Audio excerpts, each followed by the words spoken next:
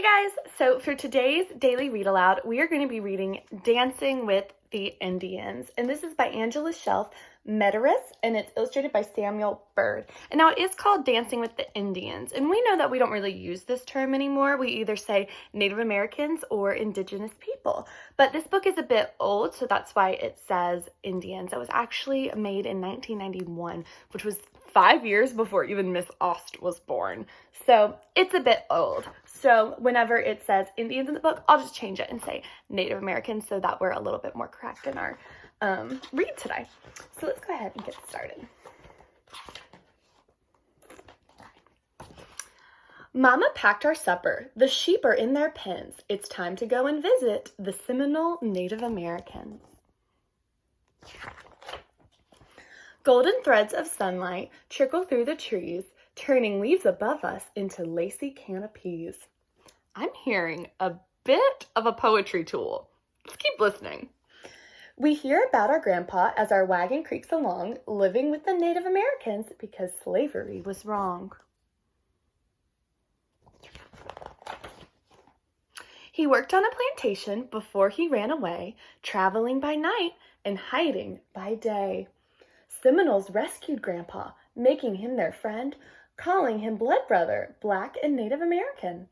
Each day we go to visit, honoring those he knew, joining in the dancing, watching what they do.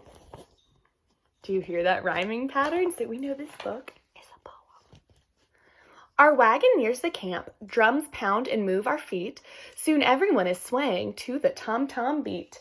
The ribbon dances first, the women gather around. Shells on their wrists and ankles make a tinkling sound. Shimmering satin ribbons float from head to toe, shining human rainbows in the firelight's glow. Moccasins of dancers make gentle raindrop sounds. Satin ribbons spin around, around, around. The shadows dance in time to the magic music too. They dip and bow and twirl as the dancers do. Soon the rainbow dance comes to a colorful end. Clapping and whistles are heard by women, children, men. The women and their shadows melt into the dark. Drummers strike a steady beat. The rattlesnake dancing starts. Dancers join their hands with every step they take. They twist and writhe and curl the coils of a giant snake. The slithery animal glides into the smoky night.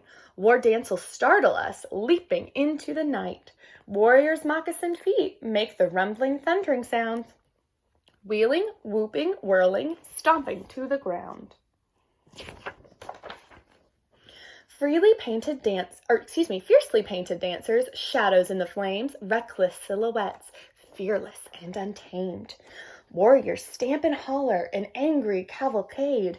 I draw away from them, a little bit afraid.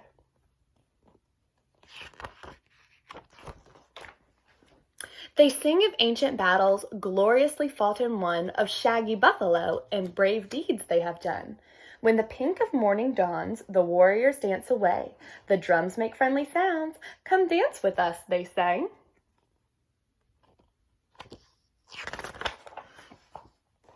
Dance the Indian stomp dance. Join us, one and all. We move into circles, hearing drummers call. Dance the Native American stomp dance. Join us, one and all. We move into the circle, hearing the drummers call. Dancing with the Native Americans, we dip and stomp and sway, dancing with the Native Americans until the break of day. Dancing with the Native Americans, we dance and dance all night, dancing with the Native Americans in the firelight. Dancing with the Native Americans in the rosy light of dawn, our morning chores are calling with the rising of the sun. Our dance is over now, but only for the night. Papa says we're coming back to dance by firelight. And then there is a little note from the author on this last page right now, so I'm going to read it for you. My great-grandfather, John Davis, escaped from slavery around 1862. He traveled to Okemah, Oklahoma. Okla is an Native American word for people, and Huma for red, hence Oklahoma means red people when it was still Native American territory. The Seminoles, who were forced to move to Oklahoma from Florida after the Seminole Native American Wars, accepted my grandfather as a member of their tribe. Papa John married a Seminole Native American woman, and they had a son, Bunny. That marriage failed. My great-grandfather moved near Oklahoma City and married an African American woman, Mary Ellen Hawkins, my great-grandmother, around 1909. Twice a year, Papa John, Mary Ellen, and their 9 children, Leo, Buzzy, my grandfather, Mary, Ethel, Willie, Edernine, Irene, Paul, Freeman, or Retta, traveled to Oklahoma for a week-long Native American powwow. Papa John joined the Native Americans' religious purification ceremonies and dances. Mary Ellen brought her wonderful fried chicken and helped the Native American women prepare the evening feast. The children played Native American games.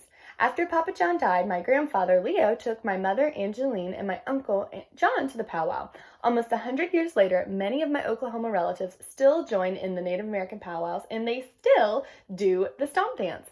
The text for Dancing with the Native Americans was inspired by my ancestors' experience. Alright guys, I really, really hope you enjoyed this book. I enjoyed sharing it with you, and I will see you in our next read aloud. Bye guys!